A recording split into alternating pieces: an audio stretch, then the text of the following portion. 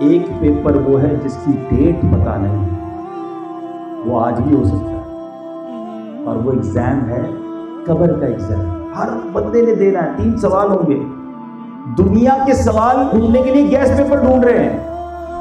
کئی ملکوں میں رشوت دے کر پیپر آؤٹ کرانے کی کوشش کرتے ہیں. یہ آؤٹ ہے پیپر، پہلے سے پتہ ہے 3 سوال ہوں گے. من ربک، دوسرا سوال ما دینک، تیسرا سوال ما کنت تقول فی ھذا الرجل. فرشتے ہر مرنے والے سے یہ 3 سوال کریں گے. جس نے زندگی اللہ کی اطاعت میں گزاری ہوگی وہ تینوں سوال کے جواب دے دے گا. من ربک، تیرا رب کون ہے؟ ربی اللہ، میرا رب اللہ ہے. ما دینک، تیرا دین کیا ہے؟ وہ کہے گا دینی الاسلام، میں مسلمان ہوں، میرا دین اسلام ہے. پھر ایک پیارا سا چہرہ دکھایا جائے گا، من موہنی صورت دکھائی جائے گی، اور پوچھا جائے گا قولوا فی ھذا الرجل، ان مبارک شخصیت کے بارے میں دنیا میں کیا کہا کرتا تھا، جس نے ساری زندگی ان کا نام لیا ہوگا، ساری زندگی نمازیں پڑھ کر، ساری زندگی درود ابراہیم میں انہیں یاد کیا ہوگا، ساری زندگی جن کی سنتوں پر عمل کی ہوگی. پیارے آقا کا چہرہ دیکھ کر کہے گا ہوا محمد رسول اللہ. یہ وہ آقا ہے کہ جن کا کلمہ پڑھتا تھا، جن کا امتی تھا، جن کا میلاد مناتا تھا، جن کی سنت پر عمل کرتا تھا. وہ پاس ہو جائے گا. اب کمپیریزن دیکھیے گا. دنیا کا امتحان میں کوئی فیل ہو گیا، کیا ہوگا پرابلم؟ سپلیمنٹری میں بھی فیل ہو گیا، پھر کیا ہوگا؟ 1 سال دوبارہ پڑھنا پڑے گا. کلاس ریپیٹ ہوگی نا. And of the day consequences کیا ہیں فیل ہونے کے؟ آپ 1 سال پیچھے ہو جاتے ہیں. جس امتحان کا نقصان یہ ہے فیل ہونے کا، جس میں آپ 1 سال پیچھے ہو جاتے ہیں، اس کے لیے راتیں جاگ جاگ کر تیاری. اور قبر کے امتحان، یا تو قبر جنت کا باغ بنے گی یا دوزخ کا گھڑا بنے گی.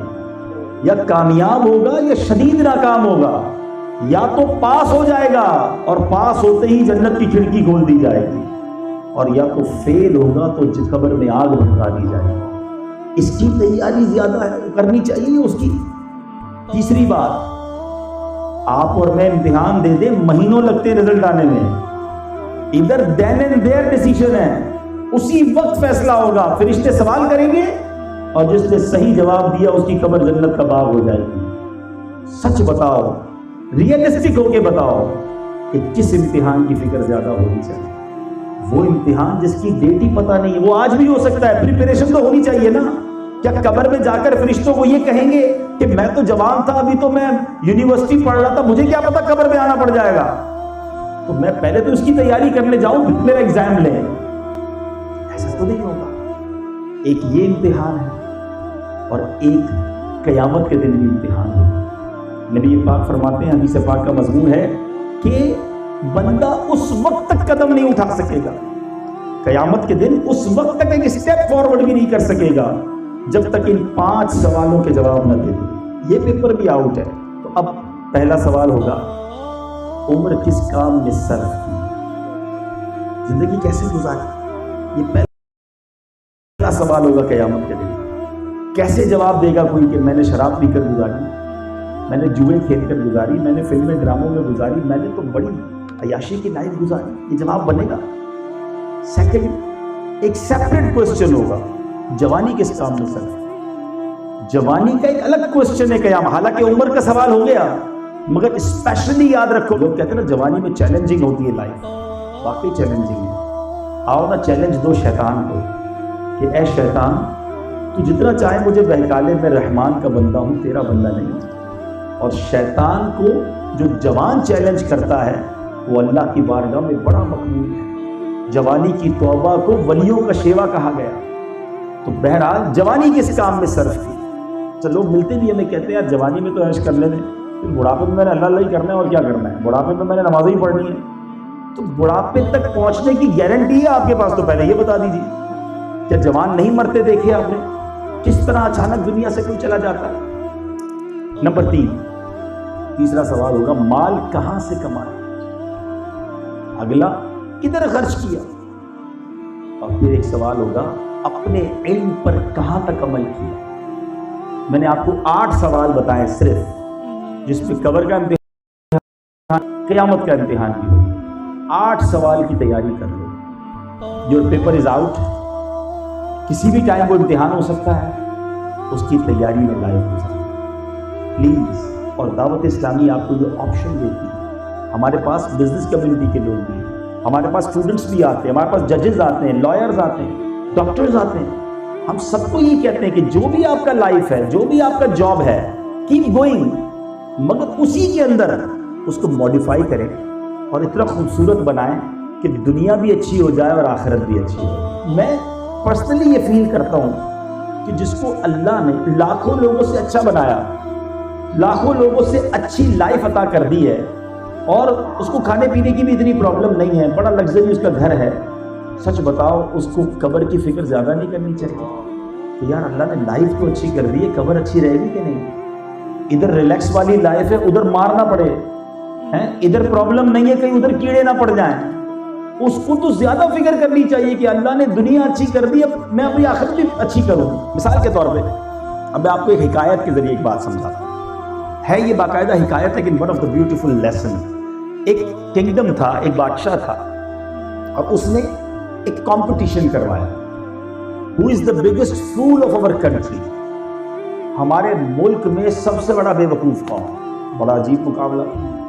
لوگ آئے, پریزنٹیشنز دی, اور اس کے وزیر نے آخر کمپٹیشن کے بعد ڈیسائیڈ کر لیا کہ one of the guy he is the biggest fool of our country. ایک بندہ چوز کر لیا کہ یہ بندہ ہم نے دیکھ لیا بادشاہ صاحب, اس سے بڑا بے وقوف سارے ملک میں کوئی نہیں ہے. اچھا کنفرم ہے, کا کنفرم. تو پھر کیا کیا, بادشاہ نے اپنے گلے سے ایک سونے کی ڈائمنڈ کی مالا نکالی اور اس بے وقوف کے گلے میں ڈالی. بادشاہ ہوتے ہیں, عجیب عجیب مقابلے کراتے ہیں. وہ چلا گیا بے وقوف گھر پہ. تھوڑے دنوں کے بعد اسی بے وقوف کو پتہ چلا کہ بادشاہ سلامت جو ہے وہ بہت بیمار ہو گئے, شدید بیمار ہو. یہ بے وقوف پہنچ گیا بادشاہ سلامت کے پاس. تو حضور سنا ہے بہت بیمار ہے, خیریت تو ہے؟ بادشاہ کہتا ہے ہاں بیمار بھی ہوں, اور اب تو یہ دنیا چھوڑ جانے کا وقت آ گیا. بے وقوف اٹھائی, کہتا بادشاہ سلامت کہیں اور جا رہے ہیں کیا؟ کہتا ہاں یہ دنیا چھوڑ کر دوسری دنیا میں جا رہے ہیں. اچھا بادشاہ سلامت یہ بتائیے, میں نے دیکھا آپ کا محل بڑا عالی شان ہے, beautiful house, luxury bedrooms, bathrooms, you have beautiful drawing rooms. بادشاہ سلامت یہ بتائیے آپ جدھر جا رہے ہیں ادھر گھر بنا لی؟ بادشاہ نے کہا ادھر تو میں نے جھونپڑی بھی نہیں بنائی. اچھا بادشاہ سلامت میں دیکھ رہا ہوں آپ کے پاس پیسے بڑے ہیں, سونے چاندی کے زیورات ہیں, یو آر بلینر, جدھر جا رہے ہیں ادھر کچھ پیسہ بھجوا دیا؟ کہتا ادھر تو میں نے 1 روپیہ بھی نہیں بھجوایا. اچھا بادشاہ سلامت میں دیکھ رہا ہوں آپ کے آس پاس بہت سارے خادم, خادمائیں, غلام, ہر حکم پر لوگ حاضر, تھوڑے بندے ادھر بھجوا دیے تھی جو آپ کی خدمت کریں. آپ خود ہی کہہ رہے ہیں کہیں اور جا رہے ہیں, you are going anywhere else. بادشاہ کہتا جا تو رہا ہوں, خادم تو کوئی نہیں بھجوایا. اس بے وقوف نے پتہ کیا کیا, اس نے وہ مالا اتاری اور بادشاہ کے گلے میں ڈالی. کہ مجھ سے بڑے بے وقوف تو پھر آپ ہوئے نا. آپ کو پتا ہے آپ کسی اور دنیا میں جا رہے ہیں, نہ گھر بنایا, نہ ادھر مال بھجوایا, نہ کوئی خادم ادھر بھجوائے, کرو گے کیا ادھر جا کے آپ؟ بظاہر تو یہ حکایت ہے, مگر یہ میرے اور آپ کے لیے سب کے لیے لیسن ہے کہ ہم نے آگے کیا بھجوایا. آپ کو پتا ہے جب انسان کی موت ہوتی ہے تو فیملی ممبرز ایک بات کرتے ہیں کہ مرحوم نے پیچھے کیا چھوڑا ہے, مگر فرشتے آپس میں بات کرتے ہیں کہ مرحوم نے آگے کیا بھیجا. میں نے اور آپ نے یہ سوچنا ہے کہ میں نے آگے کیا بھیجا, اور ہم آگے بھیج سکتے ہیں اپنے اعمال, اپنے نیکیاں اللہ کی راہ میں خرچ کر کے. یہ مال آگے سمجھ لیں ڈائیورٹ ہو جاتا ہے, اپنے اگلے اکاؤنٹ میں جمع ہو جاتا ہے. حدیث پاک کا مضمون ہے, میرے آقا فرماتے ہیں انسان کہتا ہے میرا مال میرا مال. مال تو 3 قسم کا ہوتا ہے, کھا کے ختم کر دیا, پہن کے پرانا کر دیا, یا پھر آگے اللہ کی راہ میں خرچ کر کے آگے پہنچا دیا. جو باقی بچنے والا مال ہے وہ تو ہے ہی نہیں, تمہارا مرنے کے بعد وارثوں کا مال ہو جائے گا, ہمارے پاس تو کچھ نہیں بچے گا.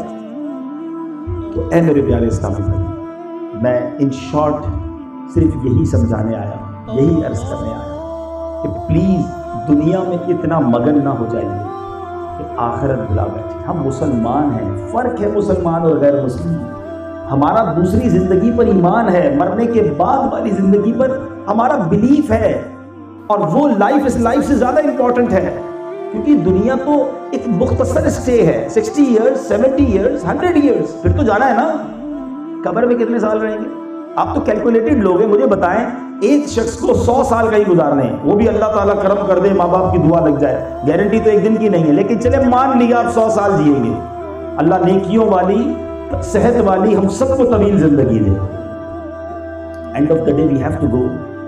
100 ایئرز جس کو جہاں جینا ہے وہاں کے لیے زیادہ تیاری ہونی چاہیے. جہاں قیامت تک اکیلے رہنا ہے وہاں کے لیے تیاری ہونی چاہیے. سینکڑوں ہزاروں سال سے لوگ قبروں میں جا رہے ہیں، باہر تو نہیں آئے نا کوئی. میں اور آپ بھی جائیں گے، باہر نہیں آئیں گے، قیامت کے دن آئیں گے. اس قبر میں تنہا ہوں گے ہم، کوئی نہیں ہوگا ساتھ. ایسا کر جاؤ میرے بھائیوں کہ قبر نور مصطفیٰ سے جگمگا اٹھے، قبر نور علی نور ہو جائے، قبر میں جنت کی کھڑکی کھل جائے، قبر تا حد نگاہ وسیع ہو جائے. اور یہ اتنی ڈیفیکلٹ نہیں ہے. I am not discouraging you. ایسا نہیں ہے کہ نہیں ہو سکتا، بڑا آسان ہے. بس اپنی زندگی کے جو موٹیوز ہیں، جو ٹارگٹس ہیں، اس کو سیٹ کرنا کہ یار پہلی چیز، اگر میں آپ کو 2-3-4 پوائنٹ بتا دوں، زیادہ لمبی چوڑی لسٹ نہیں دیتا، تو سب سے پہلی چیز یہ ہے کہ آپ نماز کی پابندی کریں. اور نماز ایک ایسا عمل ہے، سبحان اللہ، نبی پاک فرماتے ہیں قرۃ عینی فی الصلاۃ، نماز میں میری آنکھوں کی ٹھنڈک. آج کے بعد میری کوئی نماز قضا نہیں. نیت کرتے ہیں انشاءاللہ آپ کسی بھی صورت نماز قضا نہ ہونے دیں. یہ نماز آپ کی اتنی پرابلم سالو کر دے گی. نماز آپ کو انشاءاللہ اچھی صحت دے گی. نماز سے روزی میں برکت ہوتی ہے. نماز اندھیری قبر کا چراغ ہے. نماز اللہ کی خوشنودی کا سبب ہے. نماز بیماریوں کو دور کر دیتی ہے. اور نمازی کو نبی پاک کی بروز قیامت شفاعت نصیب ہوتی ہے. اور نمازی کو سب سے بڑا ریوارڈ پتہ ہے کیا ملے گا؟ قیامت کے دن اسے اللہ کا دیدار نصیب ہو. کتنی دیر لگتی ہے؟ 5 نمازیں پڑھنے میں آل ٹوگیدر 1.5 گھنٹہ لگتا ہے. اگر سکون سے بھی نماز پڑھے نا تو 5 نمازوں میں 1.5 گھنٹہ لگتا ہے. 24 گھنٹوں میں سے ہم 1-1.5 گھنٹہ نہیں نکال سکتے.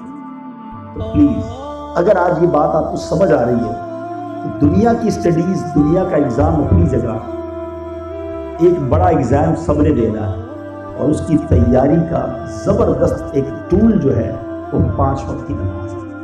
ایک اور نیت یہ کر لیں، حرام کاموں سے اپنے آپ کو بچائیں.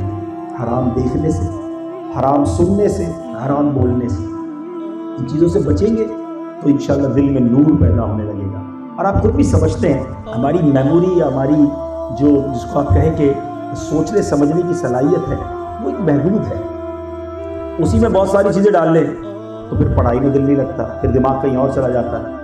تو ہمیں فضول کاموں سے اپنے آپ کو بچا کر، اور آپ یقین کریں، بلکہ آپ اس کو پریکٹیکل کر لیں، جو بندہ قرآن پڑھتا ہے نا اللہ تعالیٰ اس کے حافظے کو تیز کر دیتا ہے، وہ بریلینٹ مائنڈڈ ہو جاتا ہے. اور یہ بڑا آسان ہے، آپ کسی حافظ قرآن سے مل لیں، یا اگر آپ میں سے کوئی حافظ قرآن یہاں ہوگا تو دیکھ لیں اس کی پہلے اس نے حفظ کیا، پھر اس نے اسٹڈی اختیار کی، اور وہ بڑی اسپیڈ سے اپنی کلاسیں پڑھ رہا ہوتا ہے. اس میں بھی نمبر اچھے آ رہے ہوتے ہیں. اس کی وجہ ہے کہ اللہ تبارک و تعالیٰ کا کلام اس کے سینے میں ہے، اس کے دماغ میں ہے. وہ ساری مشینری فاسٹ چلنا شروع ہو جاتی، قرآن کا نور شامل ہو جاتا ہے. تو آپ تلاوت قرآن کرنے والے بنیں، ذکر و اذکار کرنے والے بنیں. بلیو می، آپ کو سبق یاد ہونا شروع ہو جائے گا. آپ کی انٹلیکچوئل جو ایبلٹیز ہیں وہ بڑھنا شروع ہو جائیں گی. اللہ پاک مجھے اور آپ کو قرآن پڑھنا نصیب فرمائے.